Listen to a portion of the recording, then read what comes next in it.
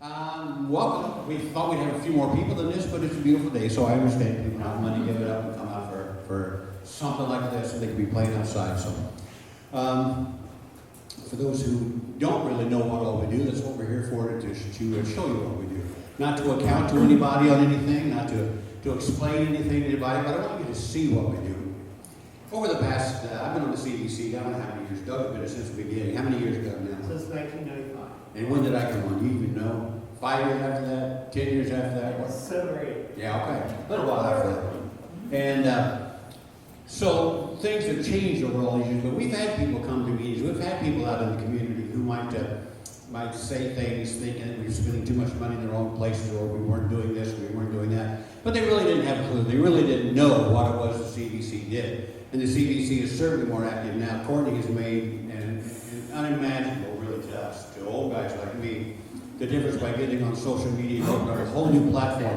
Doug and I are old enough to remember the days, I've talked about it before, when we would, well, that's all you had. We wasn't that we were behind, it's all you had. We would buy a newspaper and put coupons in different newspapers around the countryside, and they could bring those coupons and get a free something when they came to the county, just to try to have some idea of where they came from. Where were the people coming from? Now, you can get on, Courtney can tell you how old they are, what they had for breakfast, how many miles they drove, what they did when they got here. So all that stuff's available now through the analytics. It's just amazing stuff. So I don't want to spend much time for me, but while we're doing this, we're going to have people giving presentations and explaining what it is we do. And again, it's not an accounting for us, it's just an explanation. We want you to know. This, of all the boards, I've been involved in this stuff about 40 years. I've been commissioned for over 20 years. I've been on so many boards, done so many things. There is no board that does more stuff and behaves more professionally, uses the best they can with what they have over all the years. They do an amazing job. I want them to show that to you because I want you to see that. So we're going to start off with the lady with all the money. You see our treasurer who takes care of all of our stuff, Diane Barker. Okay. You want that, so you want to call it.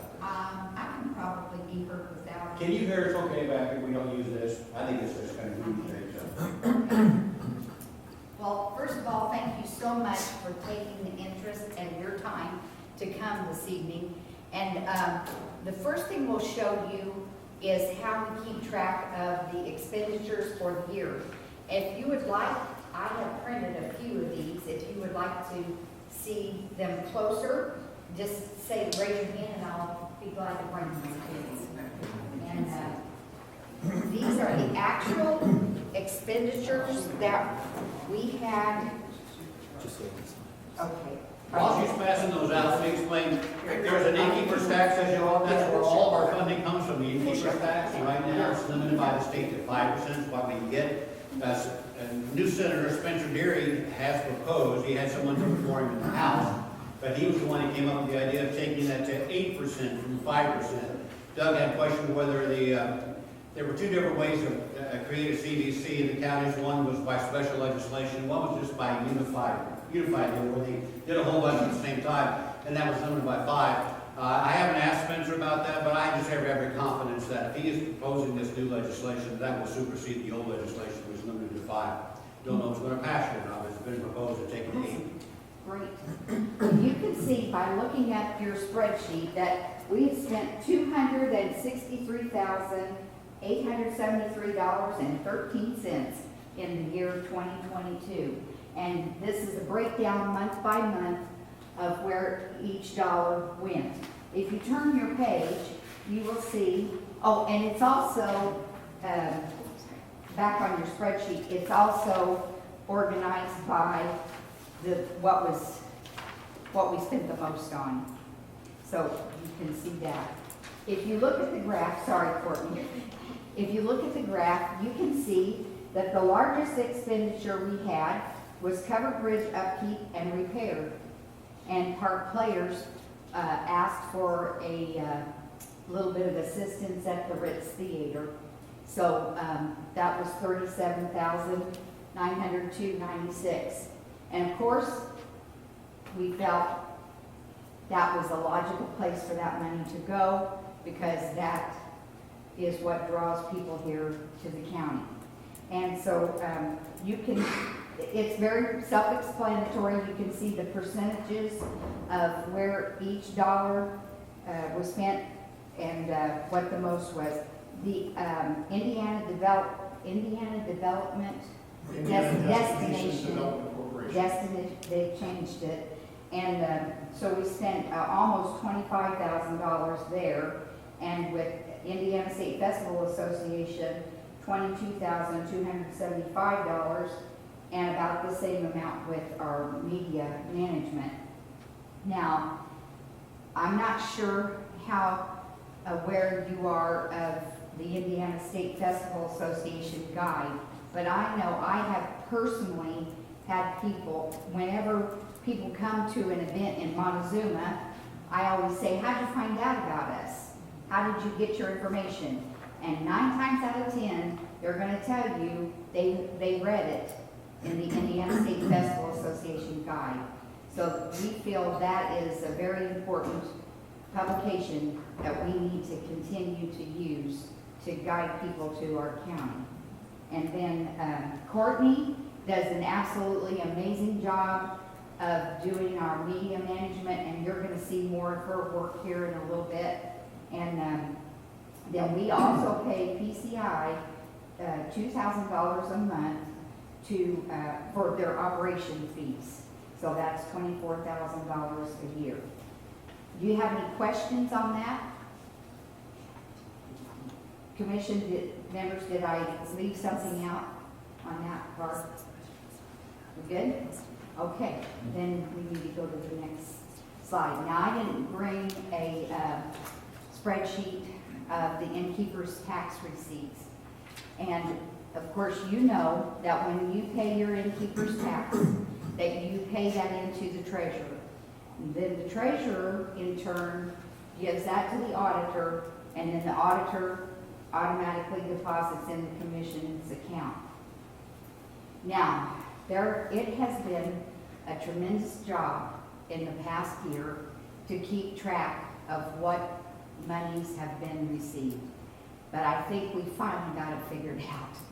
And, Let me explain it real quickly, because yeah, it sounds like people may think that you were struggling with Yeah, this. it wasn't. You weren't struggling with this. It was because Well, I the was, auditor's but- office and the auditor that we had. yeah, The whole county was in a mess. It just Yeah. wasn't a mess. And so that's why we couldn't really track what we had coming in, what was going out. Really didn't know that at all. Now with the change of the office, and that's not really reflecting on anybody, it's just how it was. Change of office, we have a different way of doing it, different person doing it, and now Diane's beginning to be able to get control of it, get a hold of this again, Yeah. of what we have. Nothing has changed for our money coming in, it's just what we got and where it came from and Right. that kind of stuff. it was just hard to keep track of. But you can You see, might want to point out, Diane, if you look at the thing from 2012 to 2022, every month since we were founded in 1995, we have always gotten money every month without exception until 2 years ago when you start seeing those zeros appear. So you will see every place, there's always a number because we always got 100% of our monies until the last 2 years. When you see those zeros, that's when the auditor did not transfer the money to the treasurer, where it would then come into our checking account. And that was the challenge that we had of our finances from the auditor's office. the top part of the spreadsheet is the monies that you actually paid into the county. That will not change. That money was received by the treasurer, and that was your innkeeper's tax. So that will not change. But down here is what the commission has actually received each month. And then over here is an average column, and we kind of try to keep track of that. And we like to see how it comes in. That top portion of the spreadsheet is very important because that tells us how our advertising was effective, if it was effective. What did we do that month that helped bring people to the county? So that part is the most important part of the spreadsheet. We know this is what we received in the bank, but that's what was received to the county. It's confusing. And then also, when I first started doing this, the money that came in was 3 months later.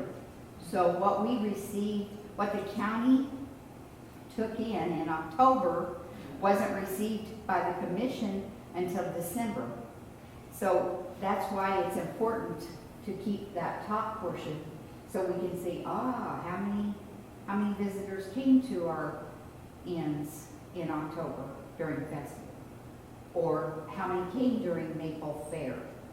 So that's what's important. Did I explain that correctly? Does anybody have any questions? Yes, sir. Simple question. At last year's meeting, there was discussion about Turkey Run and the park increasing their prices, as I recall, for the rooms. The room rates, Tim is innkeeper here, the DNR had a room rate increase across the board. Correct. And that was implemented here at Turkey Run Inn. And then if you look at the revenues, we the commission, do not know who pays individually or what that effect is. What we did know is based on history, we anticipated having an increase based on their room rates at 5%. So, I But guess we also know, because of how we get funds, and Diane sees how the funds now come, we now get monies from the state treasurer that come from the state statute with Airbnb and VRBO. And so those that are coming in, we have some innkeepers in Parke County that now pay through Airbnb and VRBO, and they're not paying directly to the treasurer. And we've had some months, as Diane knows, we've got some, if you look at some of those months, you'll see some pretty hefty numbers increases for us. And that's, we believe, based on where the monies are coming to the commission through Diane as treasurer, that's coming from the state treasurer, so we know that's the VRBO and the Airbnbs. So that state statute with the state changed that 3 years ago, Tom, right? And we're only now fully seeing enforcement the last 2 years, really. actually, what I'm trying to get to is, how do we measure the increase in traffic as opposed to the increase in dollars? So are we having more people coming in this year than last year? More people coming in 2022 than 2021? Just because the dollars are going up because of that mix that you're talking about? The How do you increase, know? well, I can't answer that, maybe Tim could, but we know that the increase in Turkey Run was how much per room? Well, our average rate is up over $20, but we had renovations and also with inflation, so our rates have increased over 2022. But yes, we also had number of rooms sold was up over 2021 as well. So we had both. We had room sales that were up as well as average daily rate was up. Are there any other innkeepers that have raised their prices this year? Well, I'm thinking because the inn has raised their prices, I need to raise mine. So, I mean, I've always tried to kind of keep, The same. parity with the other local, and I'm right around the corner from here, so that's, and Gobbler's Mountain and I and Hobson are right close to each other. That's something I want to try to work out. I'll talk to Tim about that. We have to try to figure out where we are, because I was like kind of insanely busy last year, and I think it's because I was a little underpriced. We just were really, really busy, which had its points, but it was a little exhausting, so. So as an example, with a $20 increase at a 5% tax, that's $1 in tax increase per room sold. Right. And when you see some of the monthly increases that we've had over the last couple of years, the inn, we're on our second or third year in increases? Yes. Rates? Yep. Well, Steadily increased. We went from probably 4 years ago, our average rate was in the upper 80s. We're now we are aiming around the upper 130s on our average rate. If you look at this chart, I tell you, we were amazed during COVID how busy it was.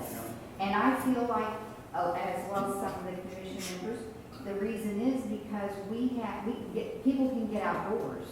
They can go to the state parks, they can go to My first time ever to see the park closed, nobody else can come in until somebody leaves, and traffic backed up on 47 dangerous, so to do that. Yeah. And we are just so fortunate that we had that availability for people. Yes. And that's exactly what happened, because through COVID in those 2 years, that is, if you ever want to sell, that was the time to sell. Yeah. Because I could never sold my business for what I got for it, or as fast in 9 days.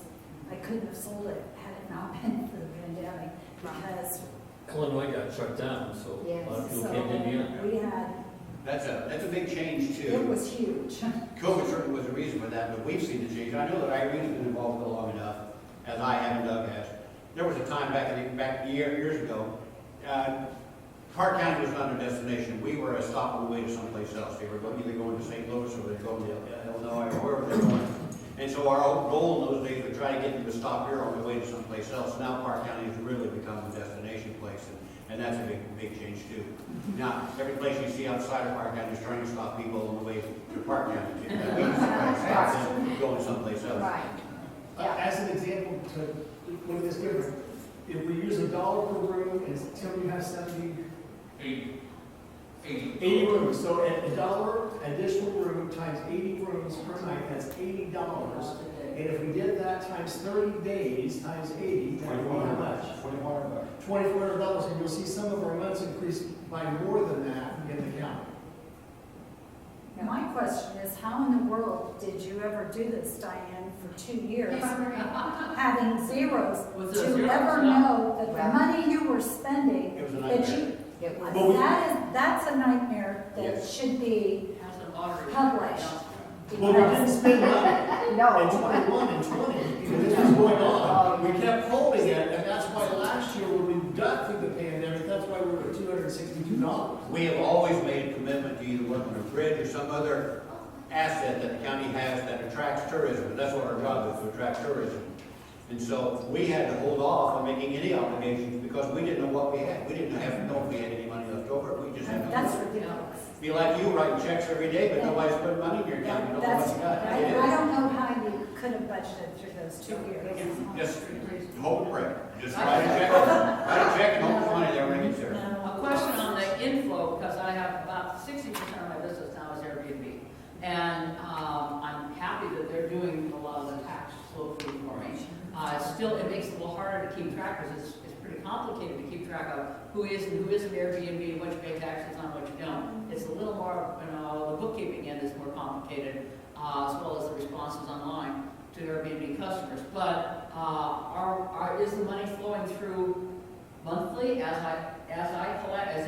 they collect it? They collect it when the booking is made, maybe in February for July. It doesn't get paid to me till July, but when do you get taxed?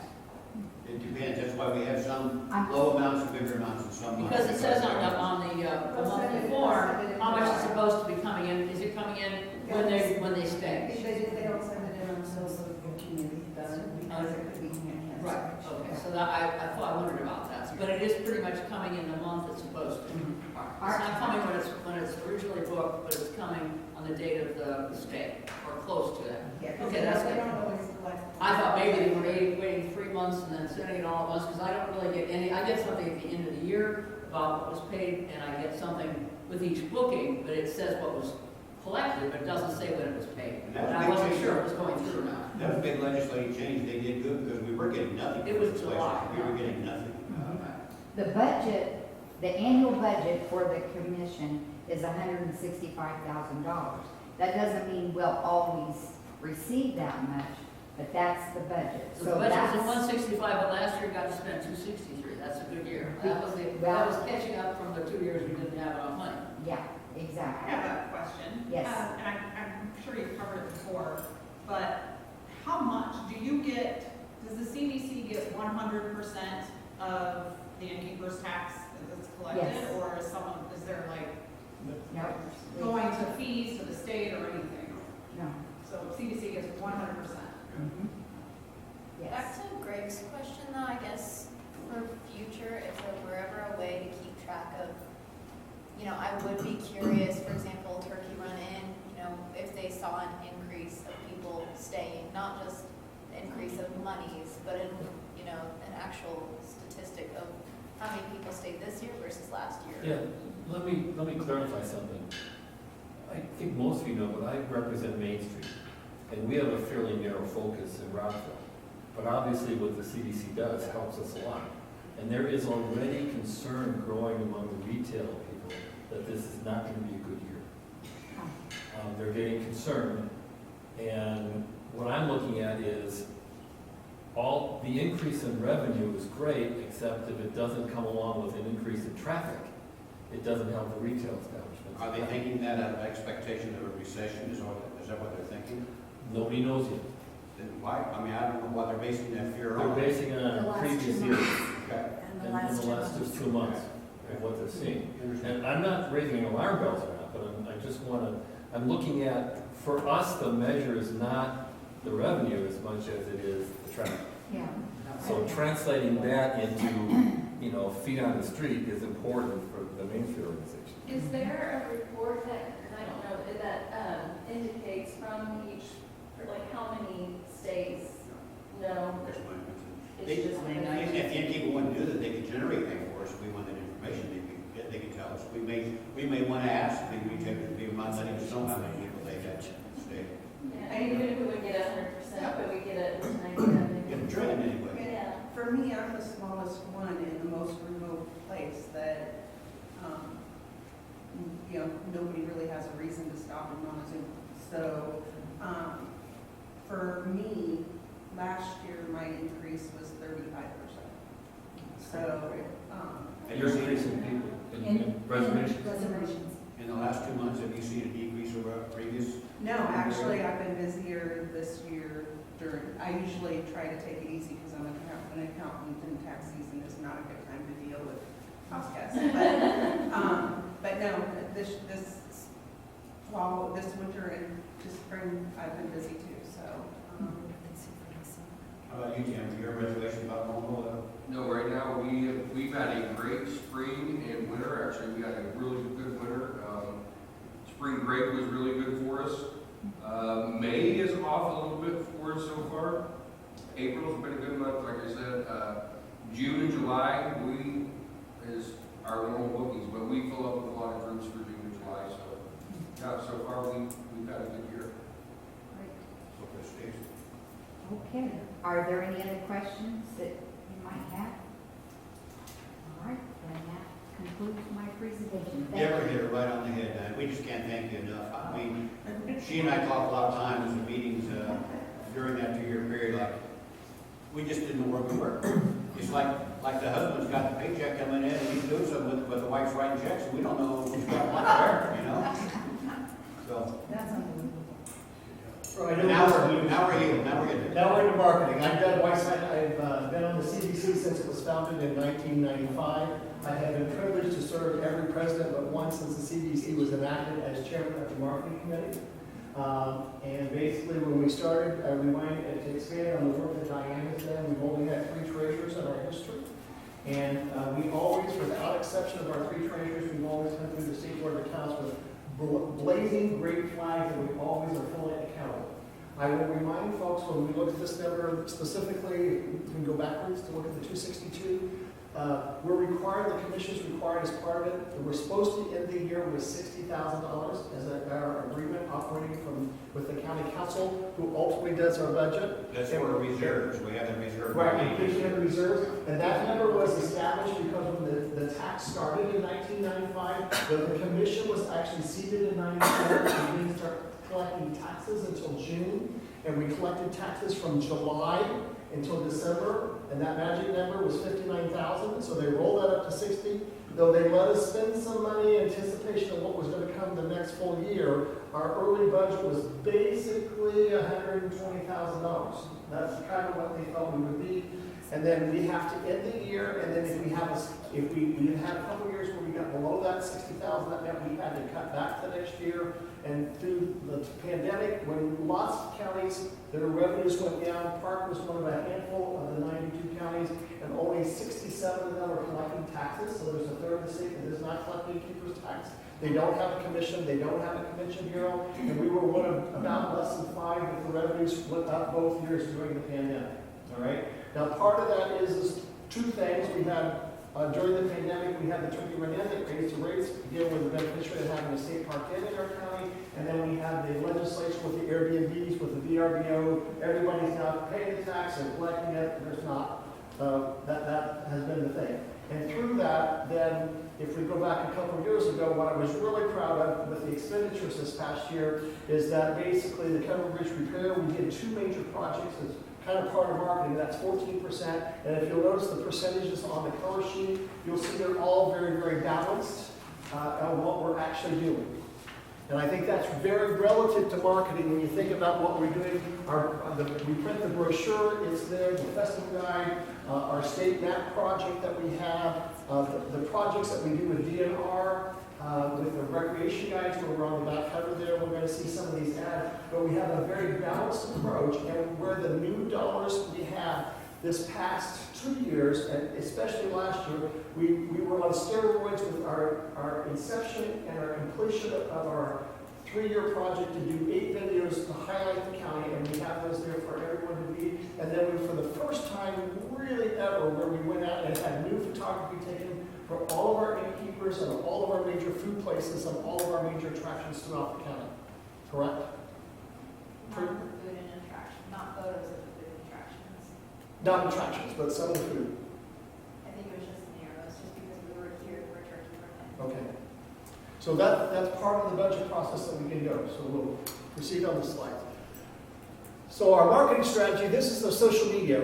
Within the marketing committee, if you're on the market, we have a subcommittee, which is social media. But if you're a marketing committee member and you're a commission member, raise your hand. So those folks, keep your hands raised. I'm going to point everybody. It's Courtney and Jen and Unforgettable. and Diana and Celia and myself. And the 5 of us basically have led the Greater Commission of 11. And there's 11 commission members, so we meet monthly. And then part of that is I can stand before you today, and everything that we did marketing in 2022 that you're seeing basically in 2023, without exception, everybody, there's just a couple exceptions where we had 1 or 2 people that voted no. But other than everything else was almost virtually unanimous on the marketing. And I point out, if you look at all the folks that were on the marketing committee, we have 2 men and 4 women, respectfully, and we rarely don't do anything if 5 of the 6 of us don't think we should be doing it. So the 6 of us, in theory, if we vote yes, and we're already the majority of the commission, and that brings the other commission members along to speak. Okay? And what we have tried to do is to balance the needs of the innkeepers along with the growth of the county in general to get visitation up. And like Jim said, for old timers, it is unprecedented that we had multiple weekends last year at Turkey Run State Park where the DNR closed the gates to the park because the attendance was over what they felt safe. Correct, Tim? Yep. It is also the second time that we really had at the 4th of July celebration at Raccoon Lake, all right, where we had basically they closed the park on July 4th, sometime in the evening, long before we had the 4th of July fireworks, and those people then had to go outside that, okay? So it is not just festivals, fairs, and events that we're marketing, it is attractions and special events as well throughout the year. The other thing is, these are the things you can read all that we do. I want to remind folks that we have a subcommittee, which Courtney chairs, as social media. Each month she reports to the marketing committee and to the entire commission, and she says, this is what I'm going to do next month. And the commission in its entirety looks at her plan that she presents to us, and then we vote yes or no, or we make suggestions. Correct me, Courtney, I think there was only 1 month where we had 3 or 4 things that we either added or deleted, correct? So if she has a list of normally 10, 12, 14 things, normally those are pretty much all adopted, fair. And the most of any one meeting that we had last year, and I would say there were only a couple meetings that, as it was presented, that's what we did. We always had an addition from the chair or the committee members or the commission members that had something specifically they wanted to see us add and market throughout the county. And that's the 11 of us. Okay? I'm not going to go through it. I assume you can all read. Can I ask, Courtney, are you doing the posts that are coming with the Park County, that you're doing those posts, the little reels that are coming on? Yes. Those are really fun, and I'm finding ways to copy them, and it's all right for us to use them for marketing. That's okay. And the social media, just so we're all aware, coveredbridges.com, that website name is owned by PCI. And then we have contracted with Courtney to do certain things at certain levels, and we're paying her as an independent contractor to do the work on our behalf. So those little reels and things that are coming on Facebook, they're not Park County, they're not coveredbridges.com necessarily. Or are they? They're ours. They are. It kind of links you to Yes. something. Yes. Okay. All right. It links you to That's just coveredbridges.com saying then? that PCI owns the website,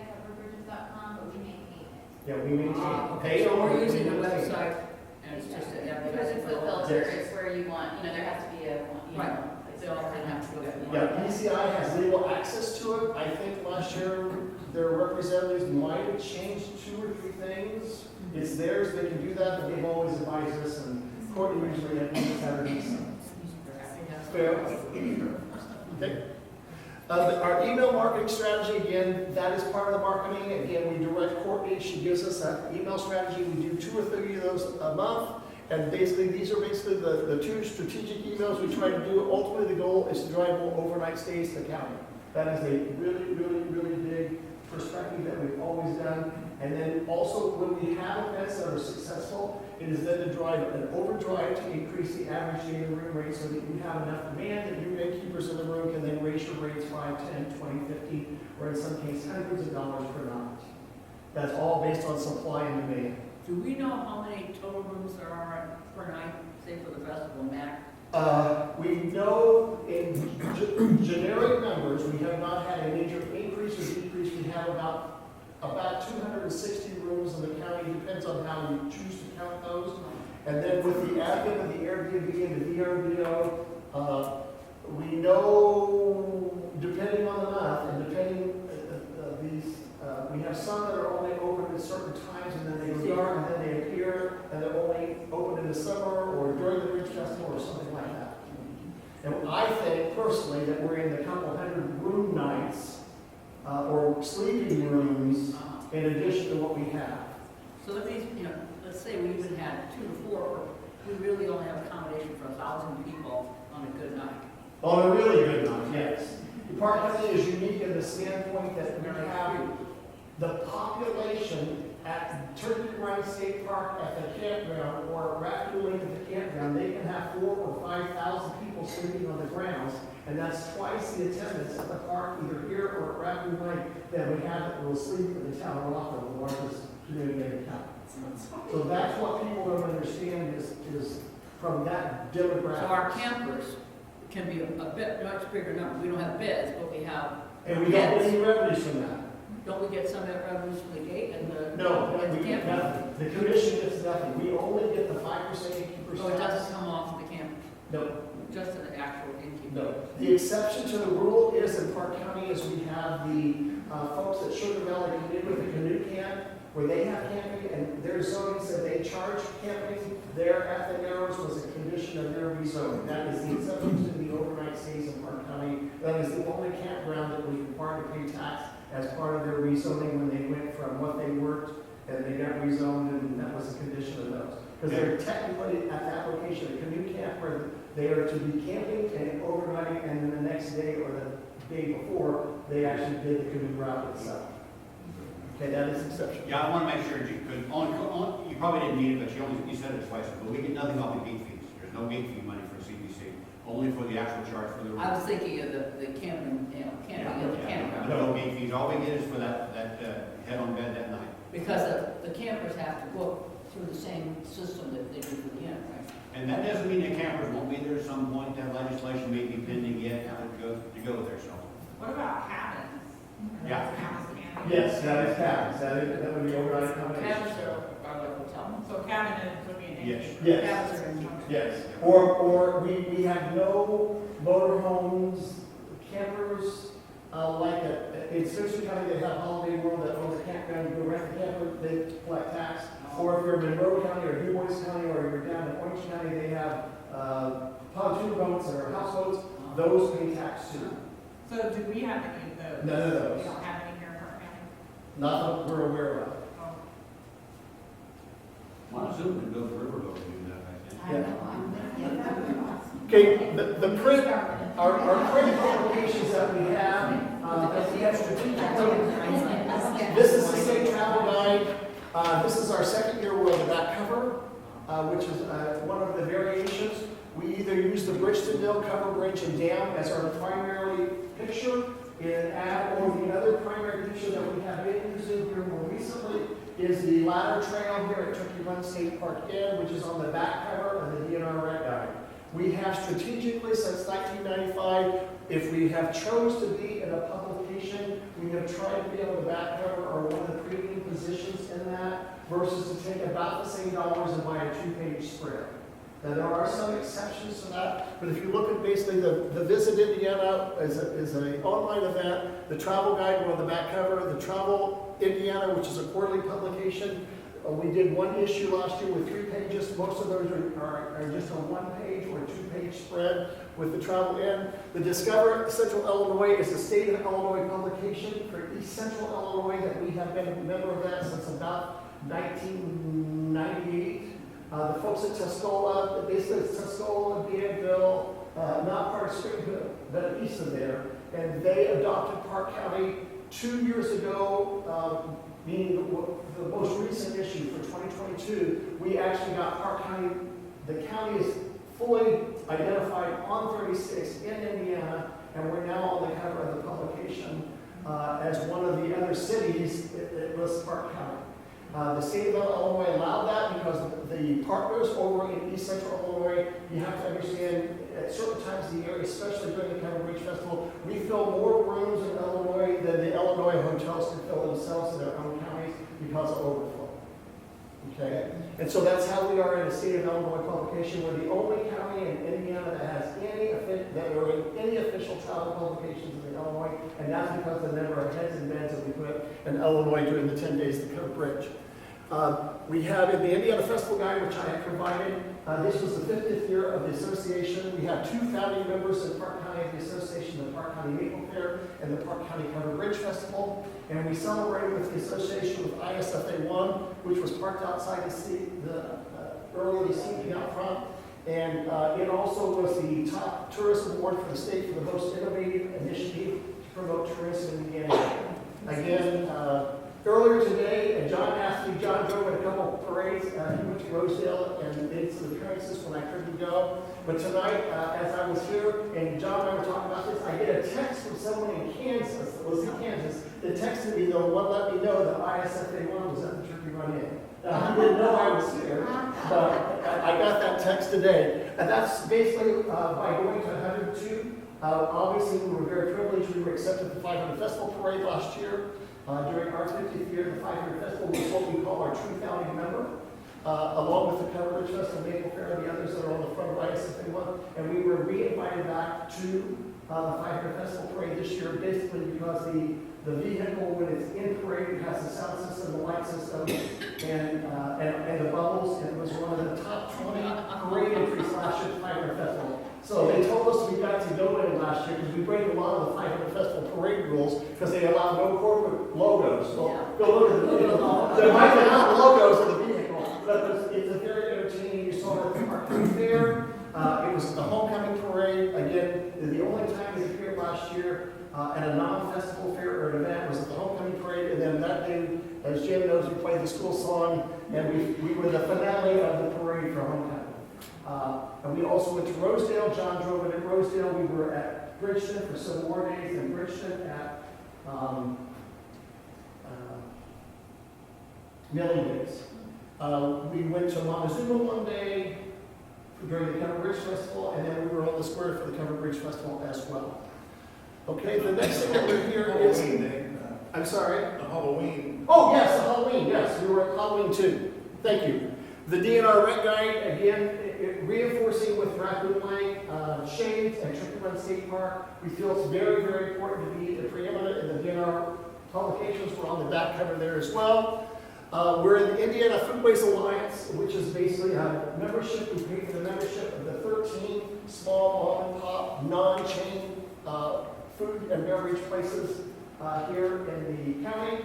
And in 2023, we have the 2 cover photos on their official brochure. The commission bought both of the previous covers on the covers.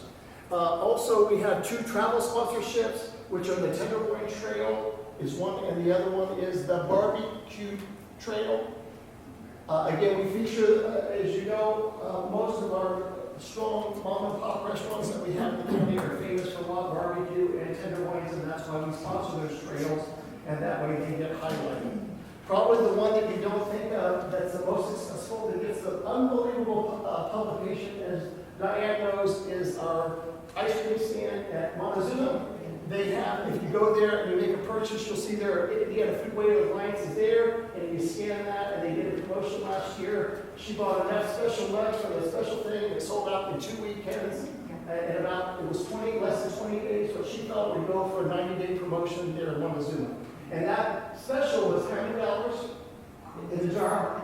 $5 or more. It was $9. $9. $9 special, right? I believe it was $9, because that's twice as much as she normally charges, but that was only promoted on the Foodways Alliance, and they couldn't believe the day it hit the Foodways Alliance's website, they had a couple from Carmel that drove there. And there are people that are retired, like almost me, that whatever the Foodways Alliance says, they have about 150 members statewide, and we have 13 of those here in Parke County. So we're a little bit less, about 7% of their statewide membership are here in Parke County, again, paid by innkeepers' tax dollars. Again, we also use the Parke County Sentinel. We use 3 statewide ads, and we do, basically, it's a two-column, 2-inch ad, so to speak, and that's statewide in all the smaller newspapers. We do only the 3 countywide events, that's the Christmas event, the Maple Fair event, and the Parke County Covered Bridge Festival. Okay, and that's the only newspaper that we're really doing at this time. And those are our prints. This is an example of the travel in. Again, in this case, we did the 2-page. We highlighted the various unique events. We try to use an event that at least has a covered bridge in the background. We did that with the tractor event. And again, we try to show that we're multiple seasons. Again, obviously with the Christmas tree. Again, you'll see the use of the bridge to mill covered bridge and dam. And then the balance of the pictures along with the logo shows us the kinds of things that we do with a slight emphasis on food.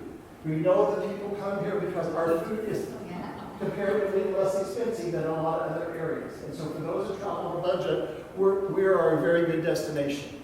That's one of the travel in, comes out quarterly, and we have been in every issue since the magazine was founded, except for one issue since they were founded. We're the longest continuous advertiser they have. Okay, that is the Indiana Travel Guide. This was last year's back cover, correct? Courtney, this is the 22 issue. And we have the 23 issue here. Again, they print 300,000 of those. The state of Indiana, the Indiana Destination Development Corporation, they mail those out. They're at all the rest stops, all the travel areas. We just hope they turn it upside down and Parke County is their feature. Again, that's about $21,000 ad there. We redid the brochure. We provided the brochure. We had last year at the meeting, we talked about all the changes we wanted to see. We did an initial print. We're getting ready to go back with an additional print. We printed 40,000.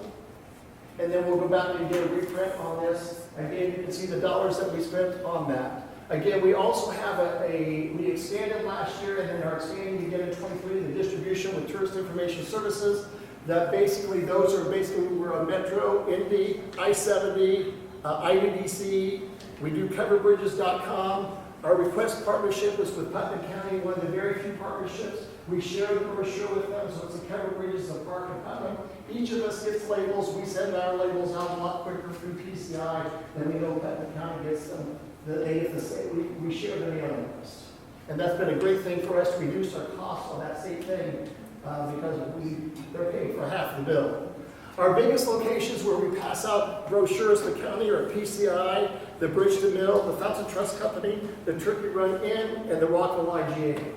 And most people don't realize when they see the IGA, the Fountain Trust, they don't realize that the IGA has 2 locations in front of the bank, has the upright, they will check out, and then the IGA provides us with those. And believe it or not, if most people realize Fountain Trust gives away more brochures at the bank than is on the wall. And that is always surprising.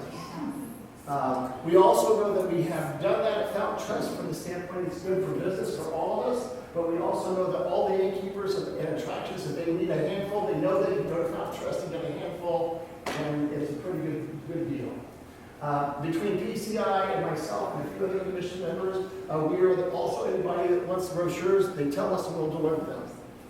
I'm getting the signal from Jim to move on. Okay, so here's our brand identity. We try to use the logo and everything that we do, the highlights, again, the natural, the scenic, and bridge thing. These are our accomplishments, and we're going to go to Courtney now as our social media person, and she is basically as chairman of the subcommittee of the marketing committee. Courtney, cut. Okay. Yes, so I'm Courtney Cook. I manage the social media. So I'm just going to go over some 2022 social media analytics.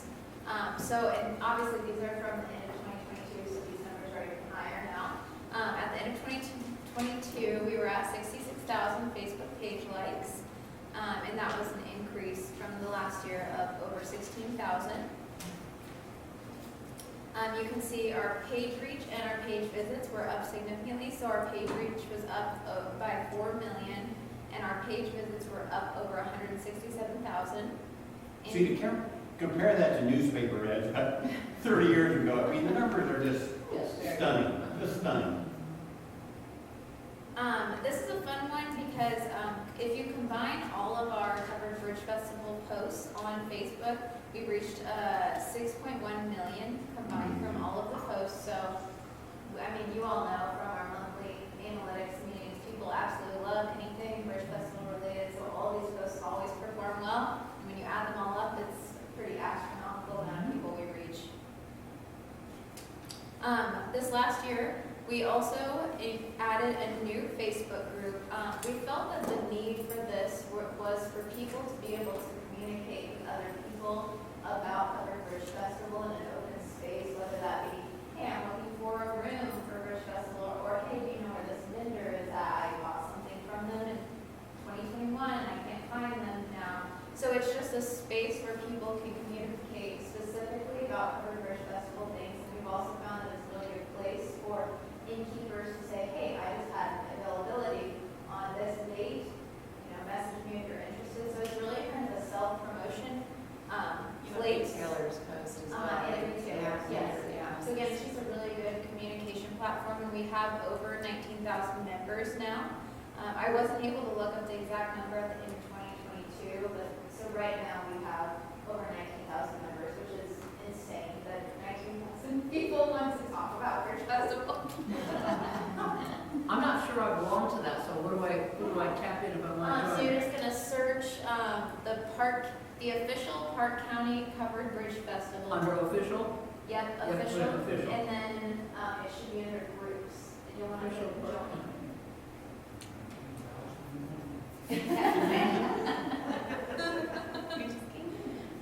Yes. Yes. So, and then on Instagram, we were up to 7,500 Instagram followers. We also heavily started utilizing Instagram Reels. You were mentioning, so there's short video content. This was especially a big thing in 2022 as Instagram was competing with TikTok heavily. So we're still using the short video content, but it was definitely its peak kind of in 2022. I guess I did.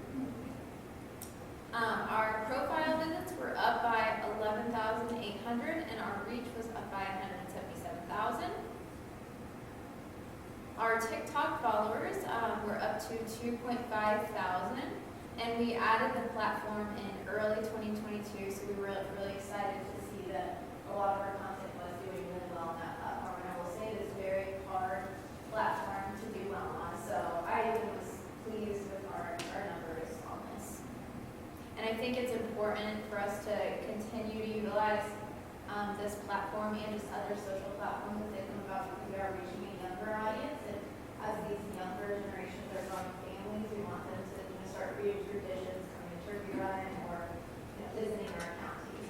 So are these translating pretty well from TikTok likes and Facebook likes to people who are linking on? Do we track how many people are linking on and booking, or? Yeah, so I can see in our monthly meetings, we go in more in depth on like page clicks and things like that.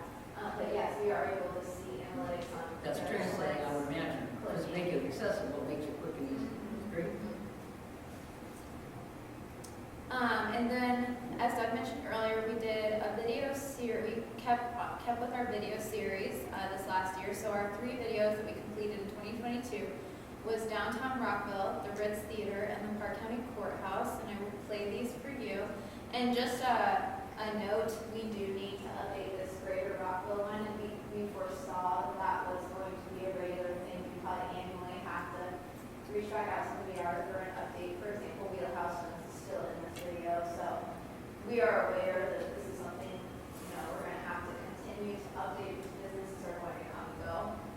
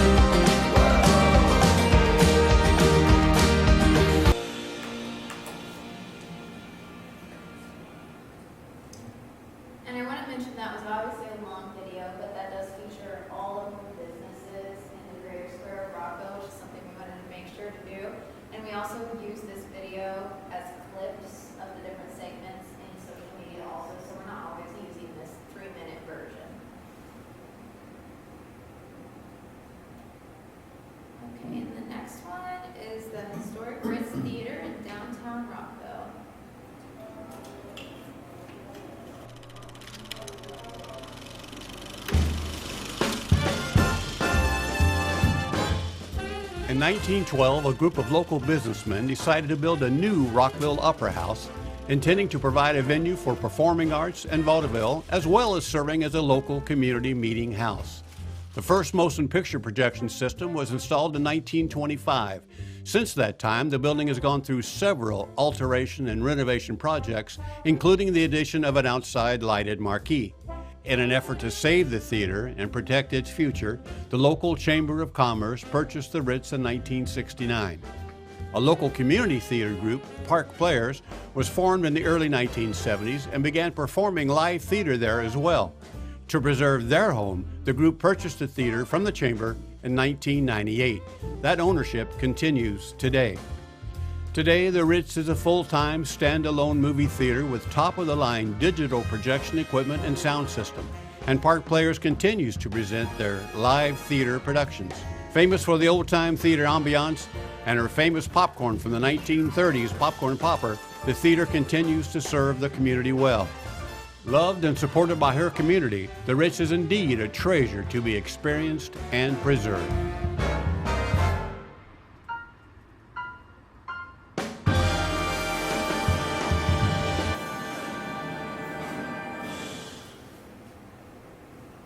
Big thanks to Jimmy's over there for narrating that one and writing the script.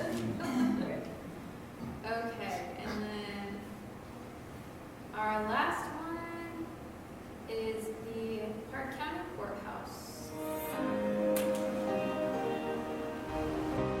Upon being formed as an official county in 1821, Parke County built a log structure in Rockville to serve as a temporary courthouse.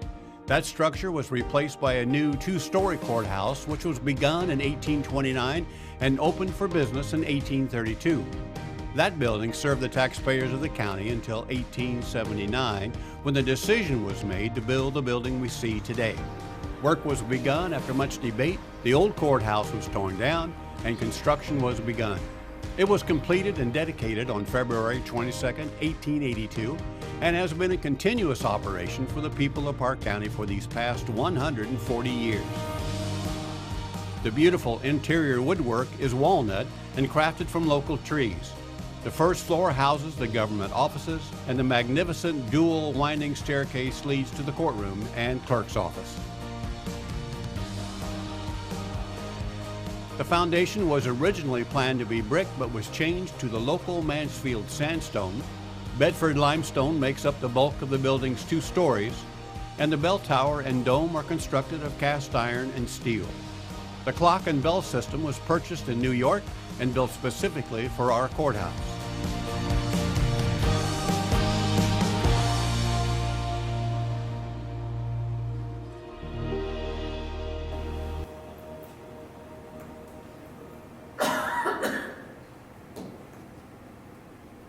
Just a quick question, Courtney, do you have anything on the park? Park has such a nice history of the Lost Ark and the Sauna Park that they run on an endless loop up here in the nature center. I wonder- Turkey Run. Yeah, their turkey run. We did a Turkey Run video last year. In 2021. Oops, yes, sorry. I mean, are these available someplace where people? Yeah, so they're all on YouTube. They're on If you YouTube. look Oh, on okay. our Parke County, Indiana YouTube channel, they're all on there. But, yes. Yeah, 2023 completed the series of what the commission approved. We did 5 in 2021 and 3 in Oh, okay, so we've got 8 2022. all Of the videos. All right.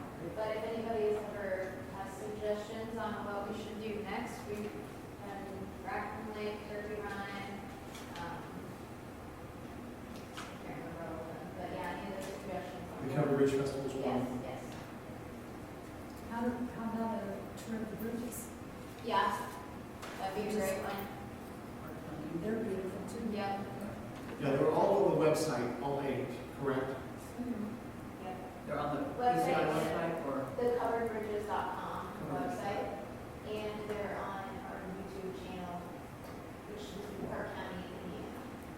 Do we, I mean, there are some, I'm kind of novice at this, but it seems like there are some things where if you get enough likes, you start getting money for some of the things when people like it. Are we at the point where we have enough? No, monetization, I mean, on Instagram, I think you have to have over 100,000 followers, and I can't remember what TikTok is, but it's not all, like, it's very Not a lot. small.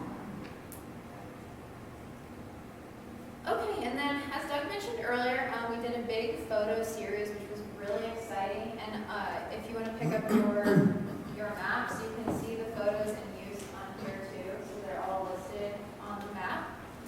So we got new photos and short clip videos of all lodging facilities in Parke County. And you can see some of the photos up here as well.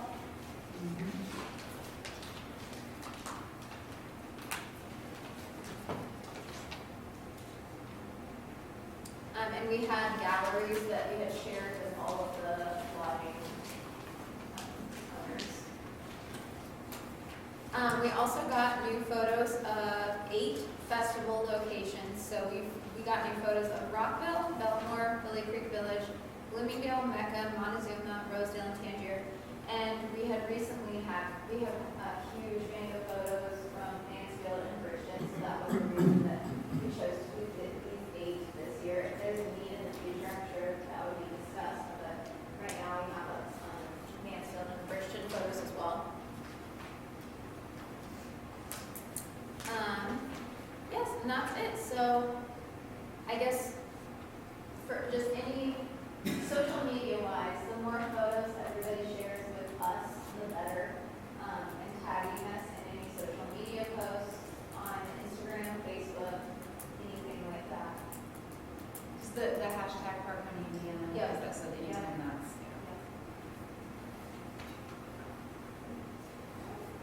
I might remind the group that in Facebook, as far as followers in Indiana, the #1 is Visit Indy, obviously Indianapolis, and the second most travel related is the Indiana Destination Development Corporation, the State Tourism Office, and then third is Parke County with 65,000 followers. We're within 13,000 of the state of Indiana on the followers for state tourism, and the commission passed a resolution last summer that our 2-year goal is to surpass the state of Indiana. That position that's held at over almost 2 years now, right? At least. The 83rd, or, you know, Yeah. Right, times. if we go back 10 years ago, we were not the top 10. I mean, the additional dollars invested into BOCO Communications and with Courtney has paid phenomenal dividends with the reach and the, obviously you saw we reached over 4 million visitors during the Cover Bridge Festival. As an example, 65,000 every time we do a post, 65,000 households are getting that. Just think about that number, 6.1 million people. See where we are. It's just amazing numbers. I remember our first venture into into technology, we thought we were on the cutting edge when we were going to put QR codes on each of the covered bridges, so when you got to a covered bridge, you could bring the QR code up and it would tell you all about the bridge, all about the festival.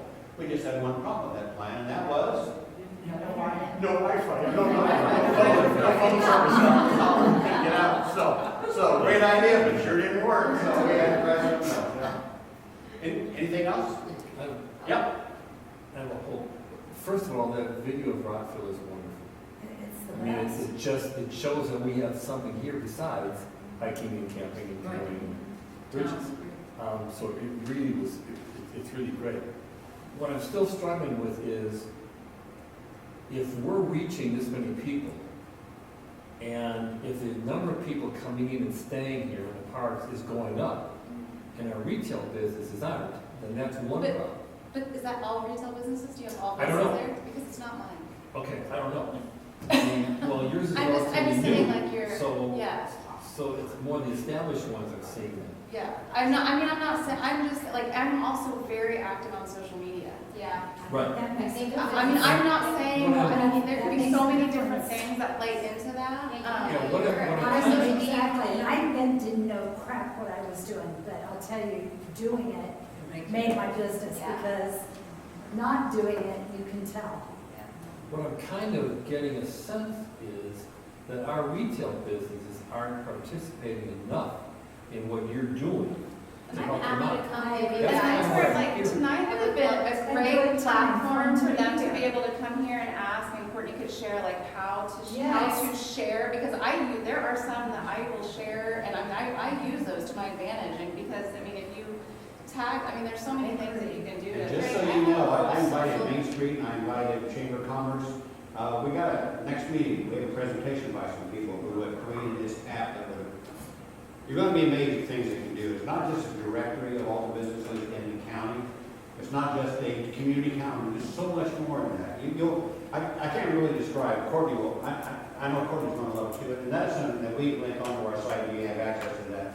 You can pull up, you can even go and say, I want some music and a hamburger on Thursday night, where can I get that?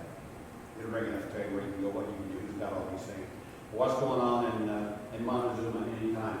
can tell you what, you're gonna be amazed by that. It wasn't, and the cost is not crazy. So I think between Main Street, CVC, Chamber, I think we can pay for this, so the individual people don't have to pay the basic level. Now, if they want more advanced, they can make that websites as creative as you want them to be. I don't want to try to tell you more than that, but if you come to our meeting, and anybody can come to that, it's the 26th, our regular CBC night. And they're going to come present first, we'll get them done, and then we'll go on the regular meeting after that, so you won't be stuck there all night long. But I really think if you're in a business, or if you represent a business, that you need to come see this tool, that you have an option to participate in. I'm not impressed by many things like that, other than Courtney, she just blows me away, other than the things that she has accomplished. But this is a pretty amazing tool that you have. I agreed to meet with this guy because I've known him through the state, not just tourism, but economic development for years. And so he wanted to present, so I'm like, oh, okay. So I met him at the annex Monday. He is partner. I thought, well, I'll go through the motions. I'll watch it. I'm going to send about 7. And I was blown away with what we do. And I'm just not impressed. Like an interactive app where you can put in what you're looking for, it'll pick up what's in Parke. You'll be amazed what it can do. They'll enter all our information into the app and make it. Yeah. All right. You can control your notification. You can have just simply a billboard, or you can have an interactive thing, whatever level you want to go to do things. It's going to be amazing. What I can do. Courtney will be able to understand it, but the rest of the team explain the rest of it another time. That all works. It's just pretty amazing stuff. Anybody got any questions or anything? I don't know what Trevor. Yep. I have a whole bunch of curiosity. What you got? questions, if you want. The Mansfield sign, what happened to the Mansfield sign? There used to be a sign that said Mansfield, and it's gone, and it's now some handwritten thing that says grill this way. Don't know. Did it come down the The store? owners of the property took it down. Okay. Oh, okay. So CDC has nothing to do with those signs? Okay. The Billy Creek bridges, Billy Creek bridges are privately owned by Billy Creek. also, so we can't do anything about I have asked before for those. Now, Billy Creek itself on the road is still our bridge. I made the offer to Charlie years ago, because I want the bridges back. I don't want them to stay with Billy Creek, because they're not being maintained, obviously. These bridges are in horrible shape out there. So I offered to take them back so we could maintain those. Charlie demanded to know when we would repair them if he signed it back to us. I'm not playing that game, I'm not telling you that.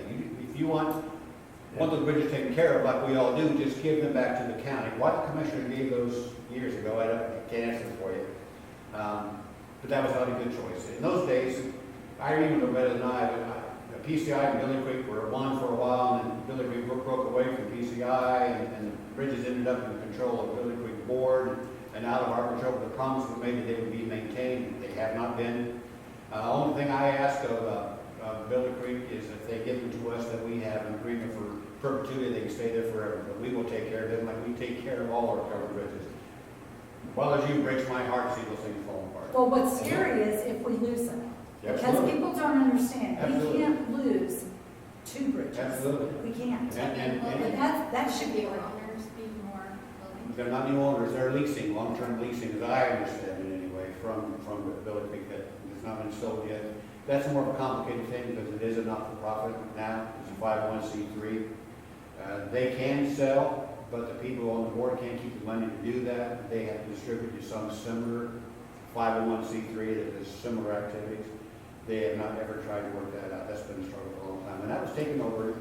I don't want to take all the time to do that, but I can tell you about that. But when that was done and the bonds were let, pay for it to keep it going, that was a big change in life at that point. And when the new board was created, I don't know how it was allowed to be the way it was. According to the state, you can't do that. But according to the state, and Doug, whether or not it's still a 501c3, still. Yes. The village is still Billy Creek Village Inc., as it has been since 1972. And there are people like, they're now deceased, said, I own it, they do not, you go to the courthouse, and the property is deeded to Billy Creek Village Inc., period. but wouldn't that be something that maybe even, I'm just asking, the commissioners could visit it again and say, Oh, absolutely. we should, I mean, Oh, absolutely. And I presume more than once with that board. It hadn't happened yet. that's your board, that's your own.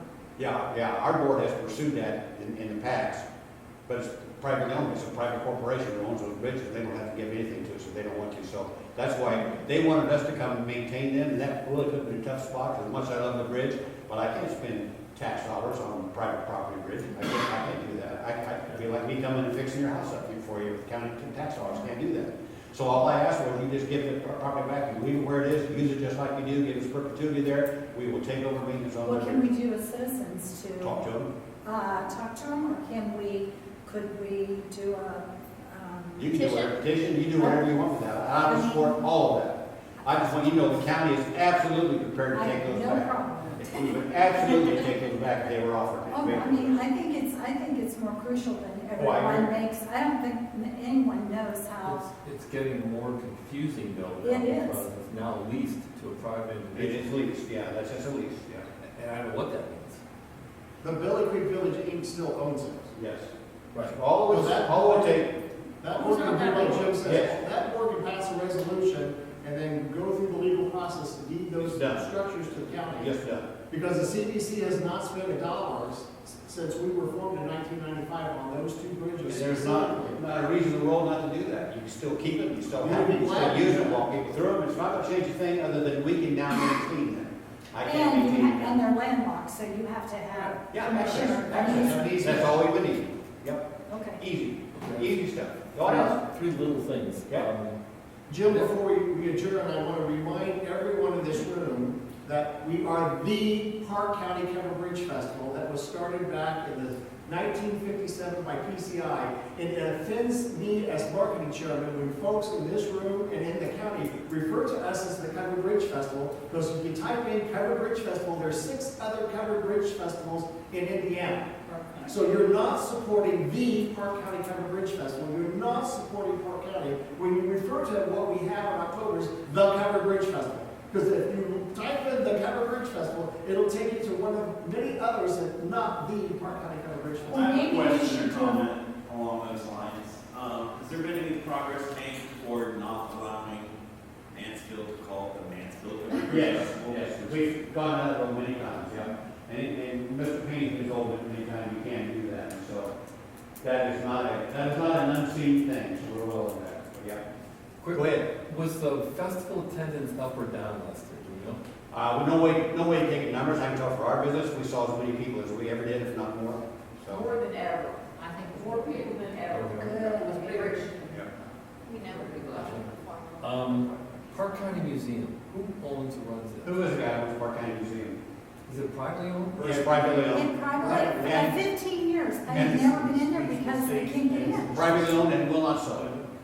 It intends to do nothing with it and will not sell it. I don't know what's ever gonna happen with that. I looked to buy it myself years ago, just to try to save it. The Historical Society looked at trying to buy that and to take care of it. It's random A lot of junk in there, but it's got good stuff in there as well. I'm talking about the Park On the County corner. Museum. Yeah. Used to be the seminary and Oh, us, yeah, what about that? Who owns that? Parke County Historical Society. And is there any Oh. other? Oh. It's always. Yeah, The other one's on the. No, You're I talking need about the the one private on building. 36. Oh, yeah, that's the Parke County. I've never been in there because. Oh, it's a great, good No, museum. I know, but it's Now, it's never not, open. well, it's not, it's always been open in the past, 5 days a week it was open, every afternoon. But it's not open now because the lady who does it is sick. So Karen Woodson is the curator for us. I'm president of the association, so I know what I'm Well, talking about. I knew you were, but I didn't know that you own that. Yes, that's That ours. they own That's ours, yeah. We are meeting, if you guys are interested, and I'm gonna publish this, we are meeting the first Wednesday in May. We're under a reorganization process right now, so I'm having a meeting. I already posted on Facebook about that, so we're down to about half a dozen board members of that many. And I'm the kid, if that tells you anything. So, I was president for about 20 years, very active, and then I left when I first ran for commissioner, and then, when I ran for state office, for state rep, I left that. And a good guy came in, Bill Lumen, and he did a great job. So it's going down, not because of Bill, but because everybody got older. And we've not been, like every organization, so I was pretty getting any young kids or young people to join up. So I don't at all want to imply in any way that Bill Lumen was responsible for its decline. I don't mean that. But he was president during that time, but all of our people just got older, and they just couldn't do that. Oh, I understand. We were so active 20 years ago. Sharon Malone organized trips. We would take overnight bus trips and see different things and travel. But that's all gone. We need to reorganize. So let me give you this date when we're going to have a meeting. It's going to be at the annex there where we have our commissioner meetings, and that is May 3rd. May 3rd at 6 o'clock. Anybody wants to come and join this society, you don't have to do anything, but if you want to come, you want to be a board member, it's open to anybody. Last Yeah, I'm too active. Larry Gossett and me is it. last question. Yep. When I first came here in 2005, I could have a dinner under a bridge. Yes, still can. Is anybody doing that, or is there any reason why we couldn't? It's very rare that we get asked to do that or allowed to do that because you want the bridge blocked off, you're blocking off traffic. So Well, if you did No, one of but the if you non, did one that wasn't. yes, and that we've done, we've had people do it in the past, we have weddings in them all the time. So you just have, all you have to do is come to the commission, get permission, and all you have to do is get a certificate of insurance, and you have to register that with the park board, and that would be Craig, Newcomb. Is that right? That sounds right. Chris Newcomb, and out at the Rockville Lake. And the only reason we have that register, it doesn't cost you anything, it's your bridge, you don't have to pay for anything. We just don't want a conflict of covenant. We don't want two people showing up on the same day to have a wedding. So you just have to call and come to commission meeting first, get approval for your activity, and then get on that list of what date you want to have that, and there's never been a problem with that. Get it? What you cooking, Greg? Now, that's the scary part, and that's why we have to have the certificate of insurance. You may not be aware, we certainly were aware. I was amazed. A friend of mine lives out by the West Union Bridge, and he called me, he said there had been a fire at the West Union Bridge. He said, what are you talking about? He said, well, you just need to come see. So I thought maybe you caught fire somewhere or something. Someone had a campfire in the middle of the floor of the West Union Bridge. Yes. Little round circle and ashes over, they had a campfire inside that bridge. So do we worry about people cooking the bridge? Yeah. So we're going to require some intelligent things. No, you can't be cooking. You can't have a grill inside the bridge. No, you can't have candles inside the bridge. But you want to sit in there and eat? Yes, you do that. But the West Union Bridge, you can still see it. If you go in on don't go across the creek and then walk in from that side, the side you can drive to. Go in there. There's a spot right there on the floor. We'll do a DoorDash. DoorDash. 2 years ago, we went to Greencastle to a dinner on the bridge. It was the most phenomenal thing, and their Chamber of Commerce put it on, and farm to table, and they had a bunch of them. We sat across from people from Chicago who they had read it in the Tribune.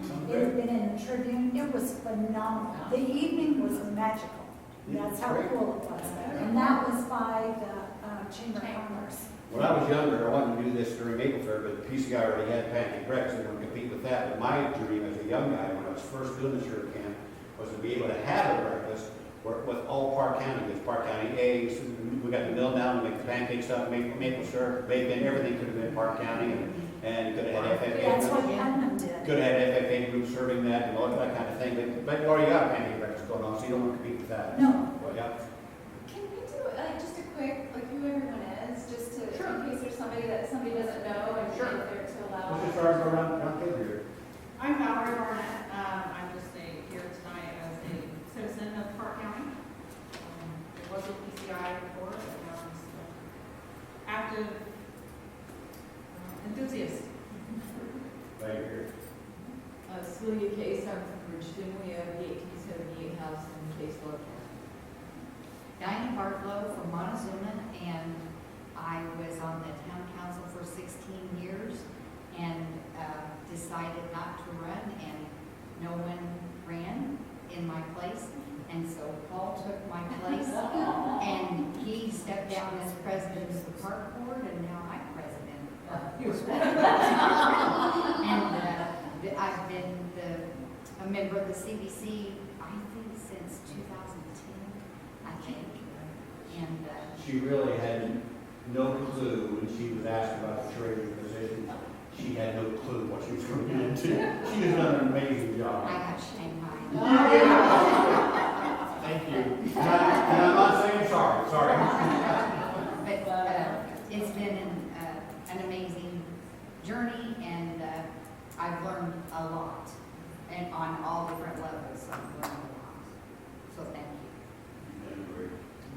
I'm Paul Barlow, I'm with Diana, and I'm on the town council at Montezuma. This is the second year, I think. And Jim and I built bridge. Yes, we did. Paul was the other half of the walking bridge across the Wabash there in Montezuma. Paul and I were there every day for 8 months, I think about it. So then I had my guys that drink coffee with me help put the rails up, and Joe Cox helped put the rails up. So we had about half dozen of the guys. So we started March and we ended the opening day of Celebrity Festival. So that was everything. Silly people. We are. I'm Jean Turner, I own the Wilkinsville Guest House. We've got 2 historic cabins from the 1800s, 1877 on the east side of the Wilkinsville Bridge 35. On the west side, I've got Hilltop House, which is a more modern, mid-century custom crafted house. And I rent out, all 3 of those, and I live on the lower level I've created for myself down there. And I do wildflower talks here at the park this weekend and next weekend. And when Jean came, the place was nothing like it is now. I mean, as far as business, she was a business lady. She has gotten hold of that thing and she has made it go. Well, I know nothing about it. I'm a teacher. I was a music teacher, so I backed my way into things. Like most things in my life, I do it backwards. But I kind of backed my way into it, and I'm always grateful for all the work that the CDC and everything has done to teach me. Doug was one of my early mentors to teach me how to do this, but it must be working. So people enjoy it. When I first came here in the 1970s, I came as a kid in the 50s. I've been coming for over 70 years to live in the park, and my parents brought us. At this time of the year, I remember driving down these roads, looking at these redwoods, when I was 5 years old.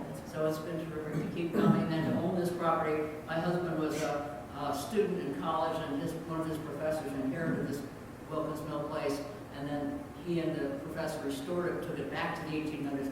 It had been modernized to the 1900s. They took it all back down to the original boards underneath and everything. So that's been a lot of fun, and they all shared it with us and other guests, and I just kind of a caretaker now, passing it along and enjoying it. And a lot of other people come through. Jean, when she first came, I remember when she first came, and I absolutely respect that attitude. She's a lot like my mother was in her business attitude. And I always encourage my students, the econ class, do the same thing, and I'm sure you guys do. She was not afraid to ask a question, even a tough question, but she was never, in my experience, obnoxious about anything. But she would ask pressing questions, and you did. You asked pressing questions, and if something didn't sound right, you were not afraid to say, well, that didn't sound right. No. And bring it up. But you can go away from a situation where something doesn't sound right, now you're thinking there must be some reason why they weren't telling you straight. So just ask why it's like that. And she did, and always got the right answer. I think eventually once you find where to go. I am Tammy Reese, and I own the homestead in Montezuma. I've been open for, I think, 6 years now, and I've been on the CDC for 3 years. At least 3 years. 3 or 4 years. Jen Kersey, I own a Secret Code, I'm on 3 years now. And I'm sorry, you turned your head just as you said your name. Oh, Jen Kersey, I'm sorry. Thanks, that's all right. No, that's okay. We're all getting older here. I can't hear as well. The rusted roof on the east side of the square. Okay. Yeah, Oh, Ruth. Oh. born and raised here, and I've been on the CDC for, this is my 2nd year now, so still somewhat new to that, but yeah, that's me. My husband is a principal at Urban Park. Oh, well, that's Been there good. 21 years. Yeah. Actually, and I have 2 kids. I'm Courtney Cook. I've been on CBC 2018, maybe 2018. Yeah. Okay. So I own both collective marketing agency with my business partner, and I also own Clay Plant Pottery with my husband, Austin Cook, and we live in Bloomingdale. And they're building a new studio. They're going to be having classes on how to do pottery. So it's a great thing. It's a great thing. I'm disappointed they got so big because we used to be able to buy pottery from them, but then you never did. So all was gone. You can't I do had a anything. guest come all the way from like Oklahoma or someplace because he kept trying to buy your pottery online. Yeah. And they heard you were having an open studio day. Yeah. They drove all the way from like Oklahoma and stayed over 2 nights with me. And I think I spent 2 hours trying to find your studio because I couldn't figure out where it was the night before, so I could get them there in the morning because they wanted to be there. We were there at like 7 a.m. to be one of the first ones in line to get the pottery. I had her husband in school, and I told him that I'm not looking for a job, but surely they need somebody to help pack boxes or something. I would work for free. I intend to steal things while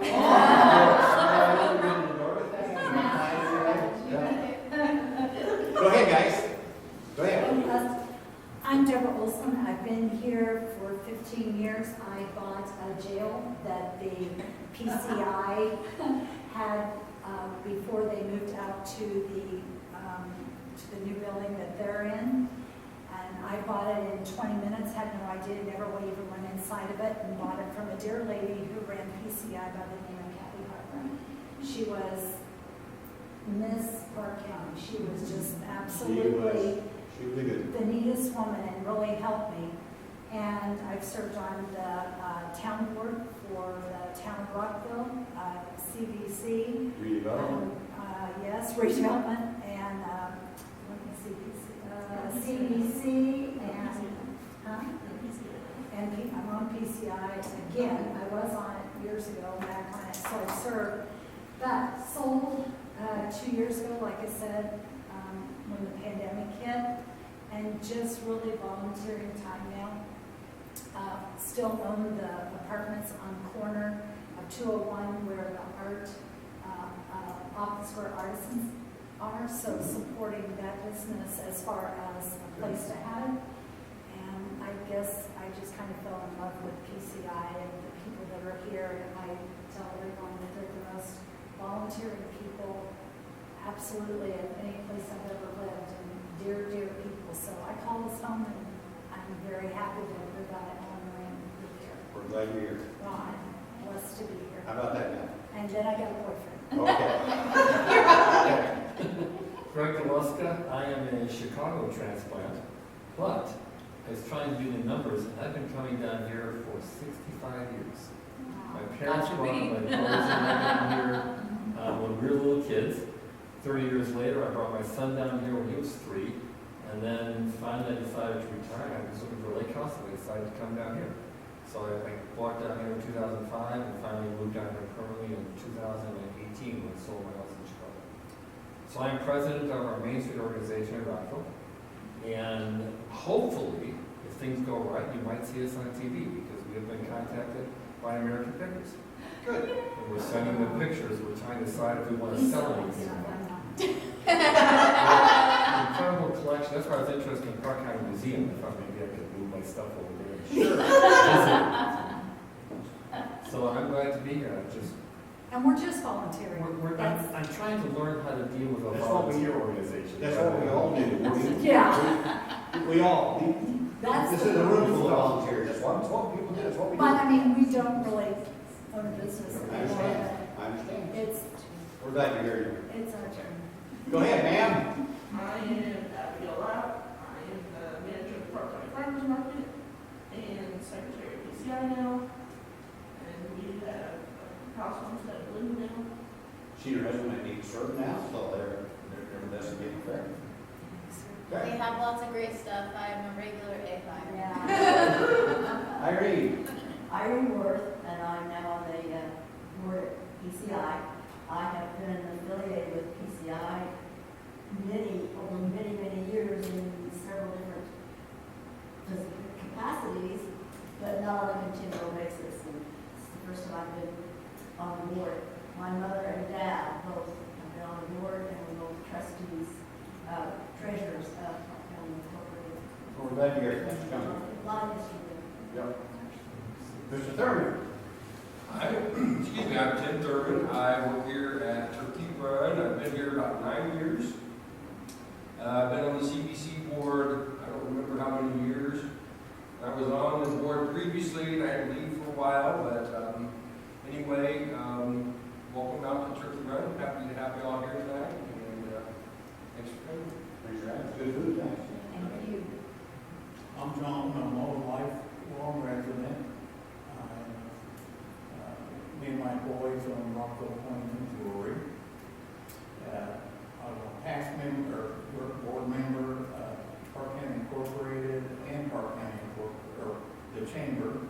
And I'm probably the newest board member of CDC, maybe? I don't know, one of the newest members. I think I got you by a month or two. Do you? Okay. Okay, you already met Doug, so you know Doug. I do want you to know this young man back here, kind of homely guy behind us. John is the founder and the CEO, whatever job we want to give him, because he's the only one there, of Park Without Reverse. And he first came to me, how many years ago? 3 years ago. Interested in showing commission meetings and council meetings And I think at the time he expected some resistance from that from me, which he did not get because I welcomed that to come in. So much is wrong with rumors about, well, we heard the commissioner did this, we heard the commissioner did that. Well, just take the thing and you can pull it up on the internet anytime. You can see every meeting of everything, and that stuff goes away after a while. And now the state is in the process. The bill's been introduced. I'm not sure it's passed yet, but they're going to actually require that, I think, at some point, that commissioners and council and other governmental meetings provide live streaming. We were absolutely only cutting edge. John was actually first. I mean, no other commissioners. I go to AIC meetings, and nobody else had access to the meetings on YouTube or anyplace else. And they thought, in that offer, don't you have people come in and say stupid things? They said, we mean commissioners who say stupid things or what? I'm not afraid of that at all. I welcome him in here. There's every conversation. He does all the town meetings, he does school board meetings, everything. So it's all there. Where are I they don't do school board meetings. Oh, you don't They live stream them around. Okay, well, that's right. I was going to, but then I'm going to start. Where are they posted, on YouTube or? Yes. on Yep. YouTube? And Parke Without Reverse is what it's called, all one word. And I do want you to be aware that he's struggling, of course, because there's no money involved. Nobody pays him for that. But now that something required that I propose today to our county council, that we pay John to do that thing. It's a service we want to have for our constituents to see. And I don't think any constituents would hesitate spending, I'm not crazy money, but some money to have that service so they can't get to a meeting. And nobody can, and you just don't. You hear, oh, they ought to be at night or they ought to be in the morning, but whatever time, you've had them all the time, whatever time you have, people don't come anyway. It's just, I'd come if they were 6 o'clock. No, you wouldn't come. They just wouldn't happen. So by having access to them like this is a great thing. So think about that and maybe talk that up among your friends. His corporate, his 501c3 certainly accepts grants and donations if you want to help that along the way. But it's my intent to get the Rockville Town Board and anybody using the services to help pay for that and create some things. So this could be a lasting foundation. I'm proud of this young guy for. I think he felt that I was going to feel that he was trying to expose something here, so we're going to get this dirt out. You bring it in and you show everything you want, but I want you to know what's going on. And I welcome that with open arms. And I want to make sure he keeps on going, keeps on doing it. This has been good for us. You may not know, sometimes rumors get going about things that may not be accurate, may not be true. Just enough time to do so. That's all I got, folks. You got anybody else? Anything you want to add before we quit? I do appreciate you coming out. I wish there was more of us, but just spread the word. And anything, in case you haven't heard that, any kind of activity going on in the county, we will help with that. We have a policy, whether it be brochures, whether it be an event, we will pay half of that cost for the brochures, the advertising, whatever we can do, up to $1,000. And that doesn't mean that couldn't be raised, but typically our policy is we will support anybody doing an upstanding, reasonable thing, up to 50% of your cost, up to $1,000 out of our event. So let them know that if you want to try something, we're right there with you. We want to try everything. We don't sit in judgment of what you want to try to do. If it's a legal thing, we're going to support that in almost every case, and then see where it goes from there. So, thanks for coming. Appreciate it. Thank you.